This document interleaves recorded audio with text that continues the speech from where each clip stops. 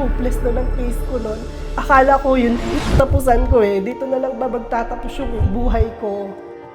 Alam mo yung feeling ko wala na akong pakinabang sa bahay. Hindi ko na naalagaan yung mga anak ko. Ultimo, sarili ko, hindi ko kayang magsuot ng antis dahil hindi ako makayuko. Yung asawa ko, kailangan gabayan ako. Desperada na ako talaga ako. Gusto ko nang bumalik sa dati. Gusto ko nang makalakad ulit. Ako po si Rose Ann Perez, taga Nueva Ecija. Nag-start po itong sakit ko 2 years ago na aksidente ako. Noong February 2023, nag-start sa lower back ko, sumasakit po siya. Hindi po ako halos makalakad noon. Nag-try po kaming magpatingin sa doktor nung talagang hindi na ako makagawa ng mga gawain bahay. Naka-4 na ortho kami noon. Unang doktor namin, ang sabi niya sa akin, herniated disc daw. Tapos sabi niya sa akin, try mong magpa-physical therapy, baka makuha sa physical therapy. So, nagpunta kami sa PT. Ang diagnosis nila sa akin is sciatica daw. Kaya nalaman ko na ganun yung sakit ko. Nirequest ako ng ortho ko na magpa-MRI. Kaso nung nandun na kami, nung hihiga na ako dun sa bed, hindi ko kayang humiga na flat yung likod. Kasi sabi nila 30 to 1 hour daw ang gugugulin sa MRI bago malaman. Hindi ko kayang humiga. Ang ginawa sa akin ng nurse doon, tinurukan ako nung pain reliever. Walang nangyari, hindi tumalab sa akin. Kaya hindi natuloy yung MRI ko.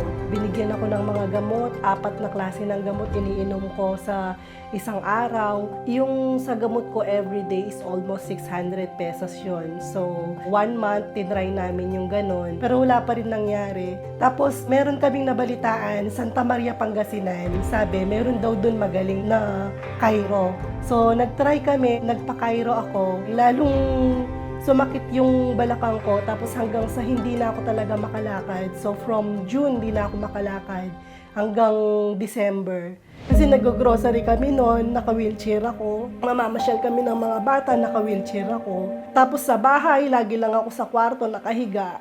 Sobrang sakit, nararamdaman ko na hindi ko na magawa yung mga dati kong ginagawa. Akala ko yun na yung katapusan ko eh. Dito na lang ba magtatapos yung buhay ko. Hindi na talaga ako makakalakad. Yung mga ganung mga katanungan.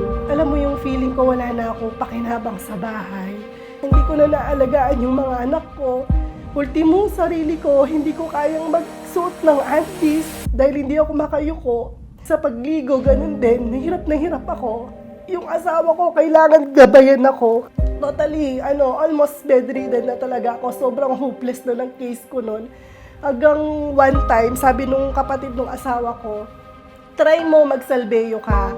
Yung sakit ko sa tuhod na wala, sabi niya. 1 month akong nag-iisip kung itatry ko yung salbeyo kasi hindi ako naniniwala talaga nung una. Sabi ko sa asawa ko, desperada na talaga ako. Gusto ko nang bumalik sa dati. Gusto ko nang makalakad ulit. Nag-try kami, yung trial pack muna. Pag hindi naubos ito, walang nangyari, stop na, sabi ko. Wala na talaga, tatanggapin ko na lang na talagang bedridden na ako, sabi ko sa asawa ko. Tapos yun, nag-try ako, December, nag-order ako ng salbeyo, naabutan ko pa yung buy one take one nila. Tinry ko siya 1 week, tinigil ko yung mga gamot ko na iniinom. Nag-start ako sa 2 to 3 scoop lang, tapos 2 to 3 times a day. So 1 week, naramdaman ko yung effectiveness niya.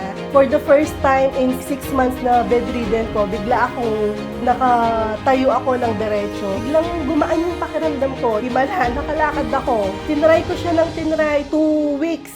First time sa 6 months na nakapaglaba ako, kaya tuwang-tuwa ako. After noon, 1 month, ditong January, first time namin na makapag-grocery na hindi na ako naka-wheelchair. Ang dami na namin pinuntahan. Nung noon ko pa, sinubukan magsalbeyo, siguro hindi na talaga kami aabot ng ganong kalaking gasto. Siguro yung mga savings namin hanggang ngayon, meron pa siguro. Salbeyo lang ko pala talaga ang makakapagpagaling sa akin. Kaya tuwang-tuwa ako ngayon, kaya ko nang umupo ng diretso, kaya ko nang humiga ng iba't ibang posisyon, nakakatulog ako ng mahimbing, nakakapasyal na kami nang hindi ako naka-wheelchair.